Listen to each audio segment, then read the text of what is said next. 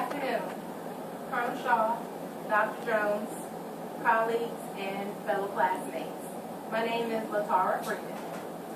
Just by a show of hands, how many of you have relaxed your hair or know someone that has relaxed their hair? And was a successful attempt? Okay. Well, I'm here today to inform you about hair relaxer systems. I remember as a child, I would sit on the floor between my mother's legs every Sunday and I would get my hair combed. And it would hurt so bad. It was kind of like our Sunday afternoon ritual.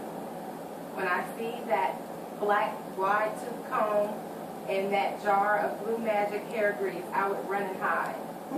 And it was that way all the way up until I turned 13, right before the eve of my first year in high school. My mother took me to a hair salon and I got my hair relaxed. And it was the best thing that I thought in the world. It was great. So, I would like to discuss the history of the hair relaxer, the chemicals inside of the hair relaxer that straightens the hair, and the pros and cons of relaxing your hair. The reference materials for this presentation are About Style, Perms and Hair Relaxers, Lie versus No Lie, September 2014. Alicia Boyd, The Hair History, Untangling the Roots of Black Hair, Diane Publishing, 2006.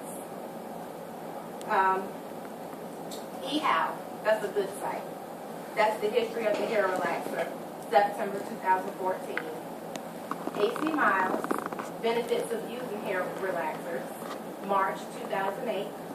And LP Picker, Skin Biology, ReverseSkinAging.com, 2013, November. Also, Lauren Wise, Hair Relaxer Use and the Risk of Uterine Leiomyomata in African American Women, American Journal of Epidemiology, 2010. Let's begin with the history of the hair relaxer and where it came from. So what is a hair relaxer? According to my reference, as defined by the African American Heritage Dictionary, a relaxer is used as a chemical solution that's applied to the hair. What it does is it loosens the curl, the strand of the curl of the hair, so it makes the hair more relaxed. According to eHow, an article entitled The History of Hair Relaxer, 2014, the hair relaxer was invented by Garrett A. Morgan in 1877. Morgan is also responsible, you may know him, he is the man that invented the traffic signal as well as the smoke detector. He developed this idea one day while he was repairing a sewing machine. The materials that they use on the sewing machine, it actually spilled on some of the, on the wool, on the wool. And what he saw was it straightened out that piece of wool. So what he did was he used his neighbor's dog. It was an Airedale breed dog, so they have really, really curly hair. So he used his neighbor's dog, and he made this concoction, and he applied it to the dog, and it straightened the dog's hair. I could probably imagine how that looked on a dog with straight hair. So then after he had that successful attempt, he then used it on himself. He applied that concoction to his own hair, and it straightened his hair. Later in 1913, he founded the Garrett A. Morgan Hair Refining Company, which then led to the Garrett A. Morgan Hair Refining System. He combined the concoction that he made in the lab with the sewing machine and lye. Of course, lye was in most soaps back in the early 1900s. So when you combine that system with lye, it had to be washed out immediately, otherwise it would have burned the hair. In 1971, the first commercial hair relaxer was manufactured by a company called Proline. And in 1981, the Johnson Company, they invented the first no-lye hair relaxer. And that was as a result of the lye from the soap used to wash the hair out. It was causing damage and it caused the hair to break. So today, there are over 100 different brands of hair relaxers that do not contain lye. And some are infused with herbal infusions and like botanical elements. So I'd now like to discuss the chemicals used inside of a hair relaxer. As previously mentioned, the first relaxer system contained lye, which is sodium hydroxide. That's the main active ingredient. Today, sodium hydroxide, they cut that out, and now what they use is calcium hydroxide, which is said to be a little more lighter on the hair. It doesn't cause damage as much. And so what they did was they took the old product, took it to a lab, they made up a new concoction without the lye. The calcium that's inside the calcium hydroxide, it actually builds up on the scalp. So you will need to use a neutralizing shampoo to make sure that all of it is out. Sodium hydroxide, the lye that they used in the hair relaxer back in the early 1900s, that is an industrial solvent. So it's used in things such as like Drano, drain cleaner, oven cleaner. That's the main active ingredient. And also the pH factor in lye-based relaxers, they range from 10 to 14. What it does is, the higher the pH, the faster the straightening process. So today, the calcium hydroxide, the pH ranges from 9 to 11, which can be gentle on the scalp. But like I said, it does build up calcium on the scalp, so you'll need to use a neutralizer shampoo.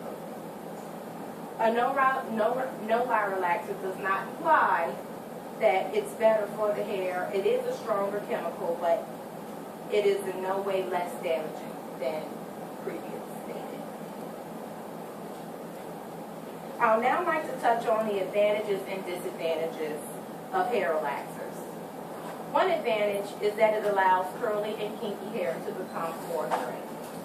It's easy to manage, it's easier to comb, as hence my story of my first hair relaxer when I was 13. And after, it makes the hair more flexible, so you can do like a sleeker style or something for a straighter style that you can achieve with naturally curly hair. Whether you're using a lye-based relaxer or a no-lye-based relaxer, a professional should always do a strand test to see if it's going to work for your hair type. And that must be maintained, meaning any new growth that comes from the scalp will have to be touched up every 6 weeks to 3 months. So it can get quite costly if you go to a professional to do this. They usually price range from $80 to $100 in the hair salon per application. The relaxers alter your normal pH balance in your hair, which normal hair is about between 4 and 5. So what it does is it will eventually weaken the strand of hair, and that's what causes the breakage. Whether it's a no-lye base or a lye base, it will weaken the strand of your normal pH of your hair. Relaxed hair does need more hydration. You need to condition it as often as possible because of the breakage, the result of the breakage. And then you also should take caution when applying a hair relaxer and the chemicals, as far as like dye. When you use a dye, permanent dye for your hair color, when you use a permanent dye and you also have a hair relaxer, it can cause even more damage. So if you go to a professional, just make sure that there's a 6-week time frame in between getting new dye and your relaxed hair. And although there are more research that's being conducted, studies have shown that in African American women who do relax their hair, there's a correlation between uterine fibroids and hair relaxers. Yes, I found that to be most interesting. I actually looked at the study, and I looked at how many women that they used in this study, and I believe it was 35% that had uterine fibroids were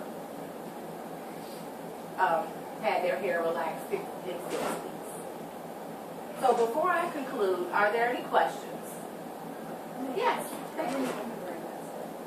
There was a study conducted of 1,600 women. So 35% of those women who had their hair relaxed also suffered from uterine fibroids. So they're conducting more research, and I will come back if you would like the answer to that. I will get back to you and let you know how that study was done and what were the results of that. Okay. Are there any more questions? Okay. Well, I'll go ahead and conclude. The hair relaxer has been around for hundreds of years. The previous chemicals used in hair relaxers are not what they use today. In no way does that mean that there are damaging effects of the hair relaxer. It does not mean that one is better than the other. They both do cause damage, but that will be up to the person who is having that application done, whether it is right for them or not. I'd like to thank Colonel Shaw for her questions, and if there are no other questions, I will conclude. Thank you.